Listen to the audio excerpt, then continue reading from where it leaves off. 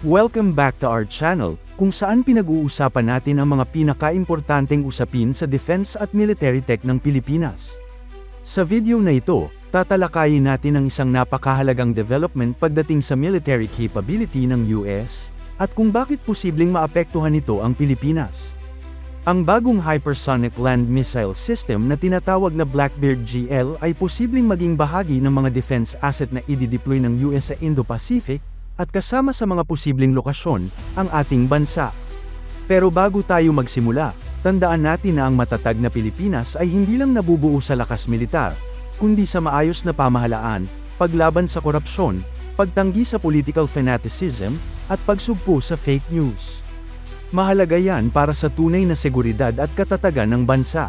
Sa isang ulat mula sa Army Recognition, kinumpirma ng US Army ang plano nitong i-integrate ang tinatawag na Blackbeard GL sa sikat na HIMARS system.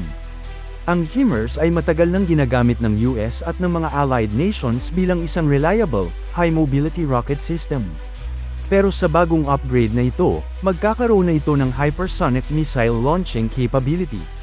Ang Blackbeard GL ay kasalukuyang nasa development stage pa lang, at nakalaan ang pondo para sa karagdagang development nito sa fiscal year 2026. Hindi ito kapalit ng mas malaking long-range hypersonic weapon o LRHW, pero isa itong tactical addition na kayang magbigay ng hanggang 80% ng kakayahan na inaasahan mula sa Precision Strike Missile o PrSM Increment 4. Ano nga ba ang kaya ng Blackbeard GL? Ayon sa US Army, layunin ng missile system na ito na pataasin ang precision strike capability ng HIMARS, lalo na laban sa mobile, time-sensitive at hardened targets.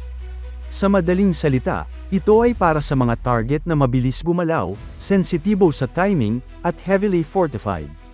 Isa sa mga mahalagang aspeto nito ay ang paggamit ng Secure Base Terminal Guidance, ibig sabihin kaya nitong i-lock on ang target kahit gumagalaw o nakatago, at kahit na nasa degraded environment o may electronic interference.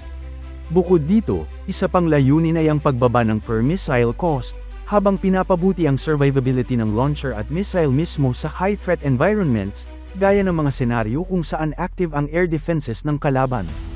Bakit ito relevant sa Pilipinas?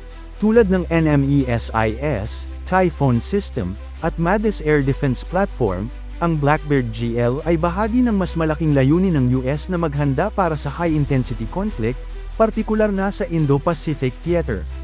At isa sa mga flashpoints na tinutukoy ng mga defense analysts ay ang South China Sea, kung saan patuloy ang tensyon sa pagitan ng China at mga claimant countries, kabilang ang Pilipinas. Base sa deployment pattern ng mga US weapon system tulad ng Dark Eagle Hypersonic Missile Complex, mataas ang posibilidad na ang Blackbeard GL ay ma-deploy din sa Pacific region, at kabilang sa mga pinag-aaralang lokasyon ay ang Pilipinas, lalo na ngayong aktibo ang EDCA o Enhanced Defense Cooperation Agreement. Sa kasalukuyan, may 9 na EDCA sites sa Pilipinas, kabilang ang mga base sa Palawan, Cagayan, Zambales, at Isabela, mga locus yung may malinaw na strategic relevance sa maritime disputes at regional surveillance. Ang tanong ngayon, posible ba na isa sa mga site na ito ay maging host sa advanced missile system gaya ng Blackbeard GL?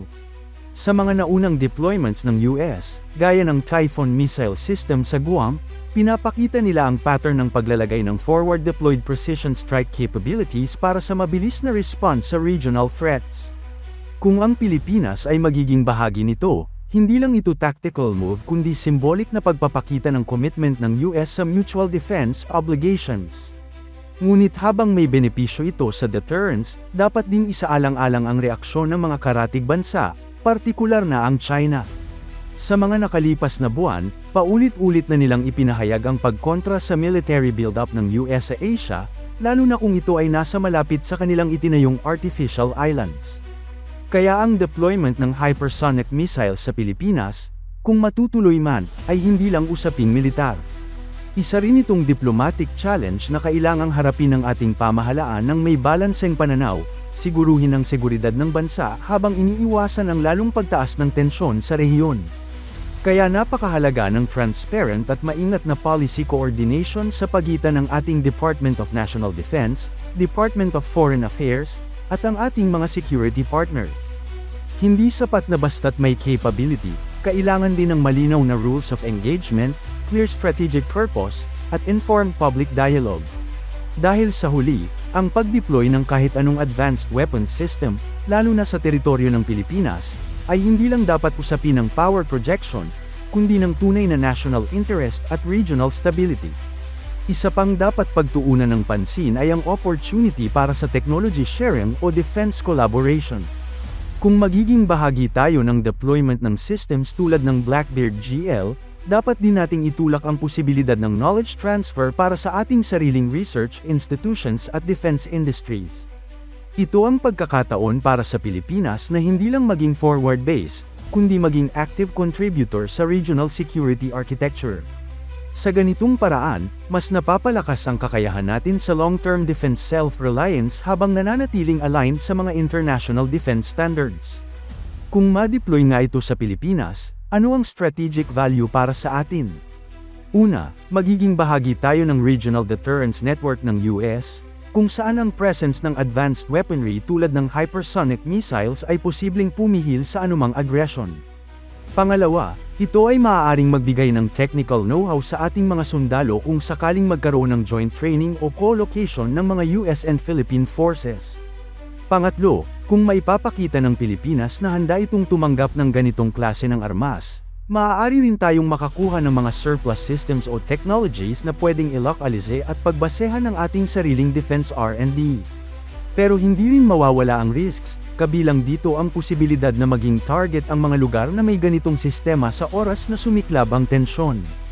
Ang integration ng Blackbeard GL sa HIMARS ay nagpapakita ng bagong yugto ng multi-domain warfare, kung saan mobility, precision, and survivability ang pangunahing batayan ng tagumpay.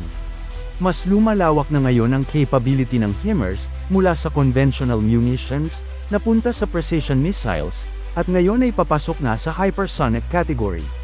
Sa pamamagitan ng modified launch pods, ang Blackbeard GL ay magiging bahagi ng MFOM o Multiple Launch Rocket System Family of Munitions, isang flexible at scalable weapons architecture. Sa mga darating na taon, makikita natin ang mas agresibong push ng US para i-modernize ang kanilang weapons system sa Indo-Pacific. At habang dumarami ang mga partnership sa pagitan ng Pilipinas at US sa ilalim ng EDCA at iba pang agreements, mas lalong tumataas ang posibilidad na ang mga bagong armas gaya ng Blackbeard GL ay ma-integrate sa defense posture ng ating rehiyon.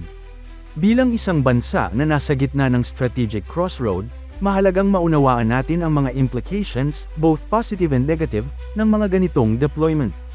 Kaya stay tuned at patuloy tayong magbabantay sa mga susunod na update tungkol sa Blackbeard GL at iba pang teknolohiya na maaaring makaapekto sa seguridad ng ating bansa.